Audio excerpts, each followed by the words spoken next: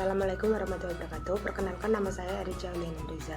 Saya di sini akan menjelaskan dua peraturan BPOM dan juga satu produk wajib SNI dan juga satu produk tidak wajib SNI. Yang pertama, kita masuk ke peraturan Kepala Badan Pengawasan Obat dan Makanan Republik Indonesia nomor 22 tahun 2017 tentang penarikan pangan dari peredaran. Pada bab 1 pasal 1 dalam peraturan BPOM Republik Indonesia nomor 22 tahun 2017, penarikan pangan yang selanjutnya disebut dengan penarikan adalah suatu tindakan menarik pangan yang berpotensi menimbulkan gangguan kesehatan atau tidak sesuai dengan peraturan perundang-undangan dari setiap tahapan pada rantai pangan, termasuk pangan yang telah dimiliki oleh konsumen dalam upaya untuk memberikan perlindungan terhadap konsumen. Pada pasal 2 ayat 1, pangan yang diedarkan di wilayah Indonesia harus memenuhi persyaratan keamanan, mutu, dan juga gizi pangan. Pangan yang tidak memenuhi ketentuan sebagaimana harus dilakukan penarikan. Penarikan tersebut dilakukan oleh produsen, importir, atau distributor atas perintah kepala badan atau prakarsa produsen, importir, dan distributor secara sukarela. Pangan yang telah ditarik dari peredaran oleh produsen, importir, atau distributor wajib ditindaklanjuti sesuai dengan perintah kepala badan. Perintah tersebut dapat berubah seperti di samping ini. Lalu untuk penarikan yang ditindaklanjuti dengan pemusnahan oleh produsen, importir, dan distributor harus membuat yang pertama yaitu berita acara pemusnahan dan yang kedua yaitu laporan pelaksanaan pemusnahan kepada kepala badan. Produsen, importir, atau distributor yang melanggar ketentuan dapat dikenai sanksi administratif berupa seperti yang di samping ini, yaitu yang pertama peringatan tertulis, yang kedua penghentian sementara kegiatan, yang ketiga pencabutan nomor izin edar, dan yang keempat yaitu penghentian pelayanan registrasi atau sertifikasi paling lama yaitu 6 bulan. Selanjutnya kita masuk ke peraturan yang kedua. Di sini saya akan menjelaskan tentang standar keamanan dan mutu minuman beralkohol. Pada bab 1 pasal 1 dalam peraturan BPOM Republik Indonesia nomor 14 tahun 2016, minuman beralkohol merupakan minuman yang mengandung etil alkohol atau etanol yang diproses dari bahan hasil pertanian yang mengandung karbohidrat dengan cara fermentasi dan destilisasi atau fermentasi tanpa destilisasi.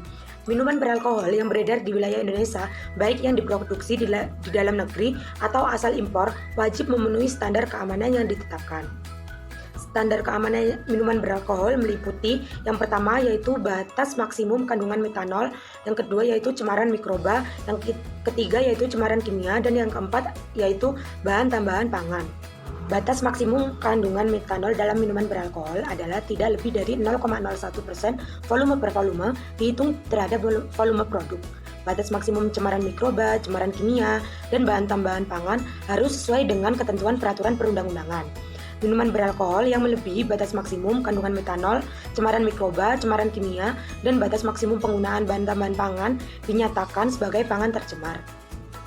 Minuman beralkohol yang beredar di wilayah Indonesia, baik yang diproduksi di dalam negeri maupun asal impor, wajib memenuhi syarat mutu yang ditetapkan.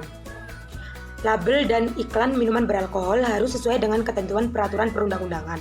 Minuman beralkohol dilarang diiklankan di media massa atau apapun.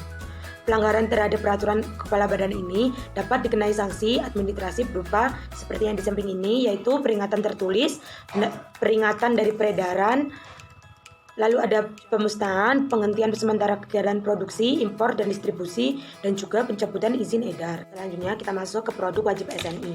Di sini saya akan menjelaskan SNI dari gula kristal putih. Gula kristal putih atau GKP menurut SNI yaitu gula kristal yang dibuat dari tebu atau bit melalui proses sulfitasi atau karbonatasi atau fosfatasi atau proses lainnya sehingga langsung dapat dikonsumsi. Nomor SNI dari gula kristal putih yaitu SNI 3140.3.2010. Parameter mutu dari gula kristal putih yaitu berdasarkan warna larutan, di mana warna larutan ini dapat mengindikasi tingkat kemurniannya. Gula kristal putih diklasifikasikan menjadi dua. Yang pertama yaitu gula kristal putih yang pertama dan yang kedua itu diklasifikasikan berdasarkan syarat mutunya. Syarat mutu gula kristal putih terdiri dari 7 parameter seperti yang di samping ini, yaitu yang pertama ada warna kristal dan warna larutan, yang kedua berat jenis butir, yang ketiga susut pengeringan, yang keempat polarisasi, yang kelima abu conductivity, yang keenam bahan tambahan pangan, dan yang ketujuh yaitu cemaran logam. Kita masuk ke produk tidak wajib SNI. Di sini saya memilih produk pada somai ikan. Somai ikan merupakan produk olahan hasil perikanan dengan menggunakan lumatan daging ikan atau udang dan atau surimi minimum 30%, tepung dan bahan-bahan lainnya. Dibentuk dan dibungkus dengan pangsit yang mengalami perlakuan pengukusan. Seperti di samping ini merupakan persyaratan mutu dan keamanan somai ikan. Sekian video penjelasan dari saya. Apabila penjelasannya kurang maksimal atau kurang dimengerti, mohon maaf. Sampai jumpa di vlog-vlog selanjutnya ya.